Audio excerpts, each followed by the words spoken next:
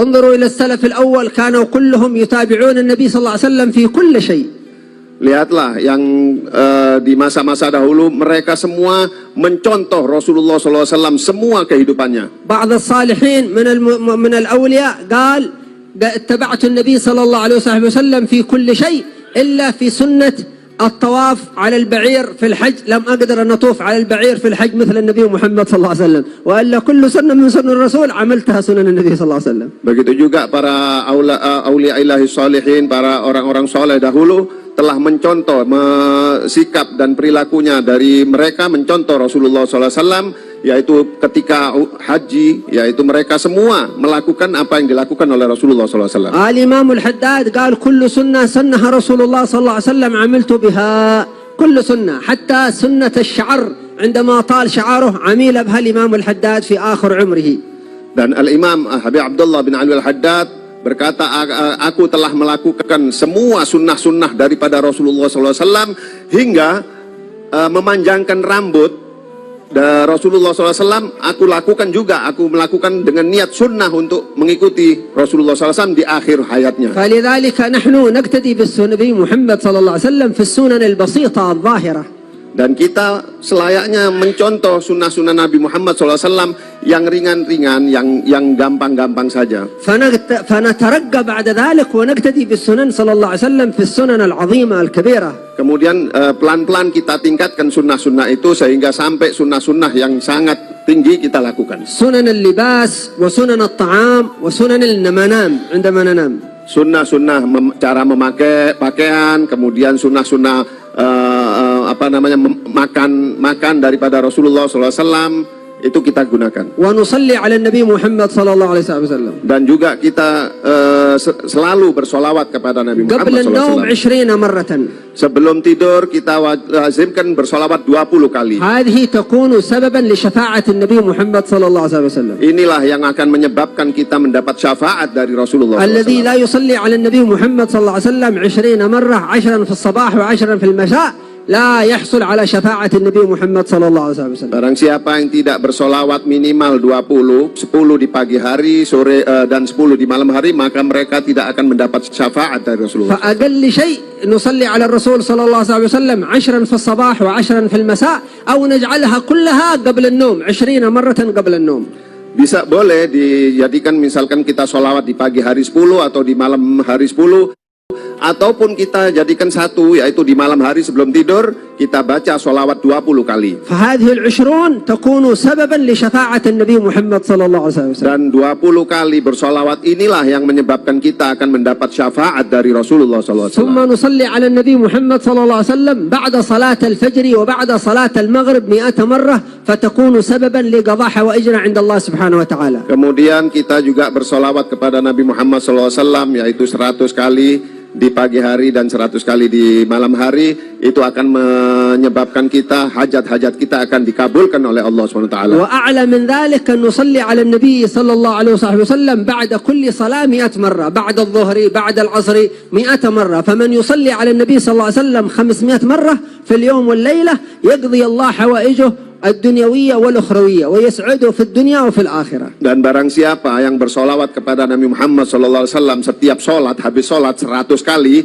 subuh 100 kali, dhuhr 100 kali, asar 100 kali, maghrib 100 kali, isya 100 kali, yaitu jumlahnya 500 kali, maka Allah SWT akan mengabulkan hajatnya semuanya, yang hajat dunia maupun akhirat dikabulkan oleh Allah SWT. وهي لا تأخذ وقتا طويلا. Dan ini tidak membutuhkan waktu yang panjang. 100 مرة من الصلاة على النبي صلى الله عليه وسلم في دقيقة واحدة. Dan kita lakukan sholawat ini paling membutuhkan cuma beberapa menit saja. تقول محمد محمد محمد. Anda bisa mengatakan Muhammad, Muhammad, Muhammad. ثم تقول اللهم صل عليه اللهم صل عليه اللهم صل عليه اللهم صل عليه 100 مرة، يقضي الله للمسلم وللمسلمة 100 حاجة، 70 من حوائج الآخرة، 70 من حوائج الآخرة، و30 من حوائج الدنيا.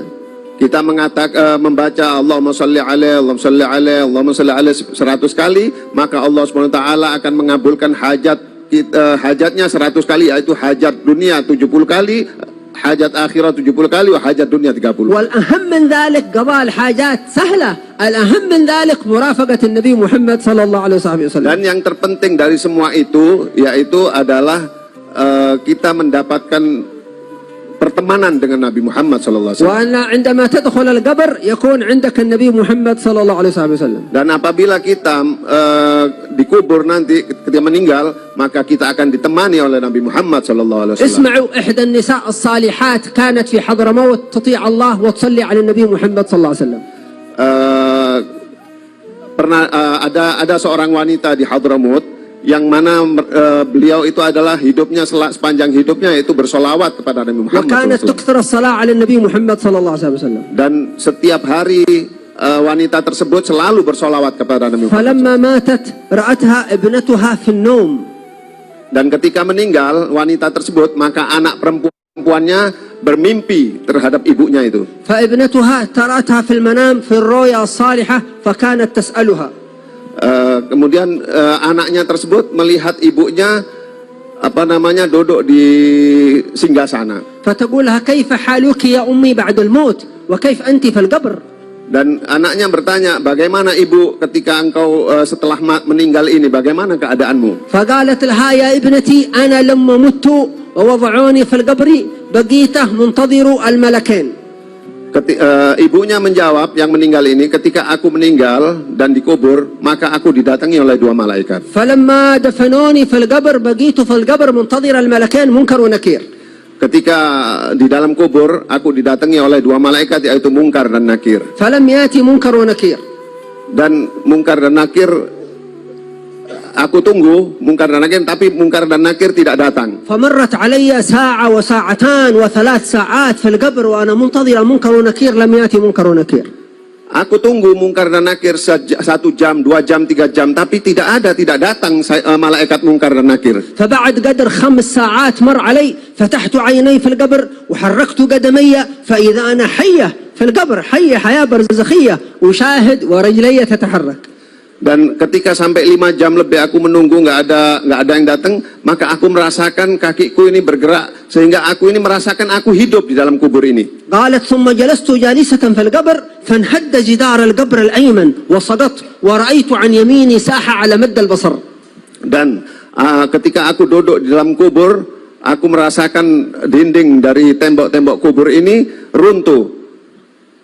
ساحة على مد البصر فيها أشجار من النور وحشيش من الجنة من نور الجنة ونساء جالستين تحت إحدى تلك الأشجار. Dan ketika tembok itu runtuh, aku menyaksikan banyak buah-buahan, banyak ada cahaya, kemudian ada bidadari-bidadari yang sedang menunggu duduk di sana. قالت فقمت بكفني وذهبت إلى تلك المرأتين الجالستين تحت تلك الأشجار. Kemudian aku bangun dan aku berdiri untuk menuju ke kebun tersebut. وقلت لهما أنا فلانة بنت فلان مت في القبر ومنتظر الملكين فلم يأتي الملكان منكر ونكير. كيف لم يأتي؟ أين منكر ونكير؟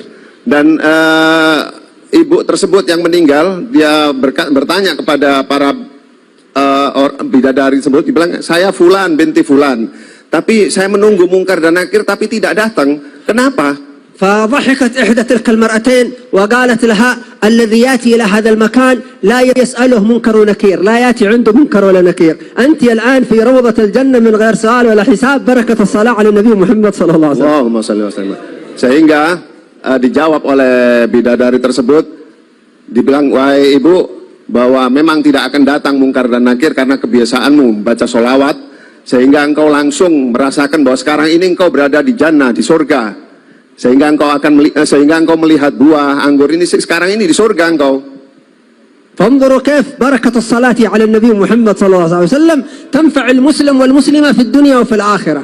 Lihatlah, inilah barokah daripada memperbanyak solawat kepada Nabi Muhammad SAW sehingga dirasakan oleh muslim dan muslimah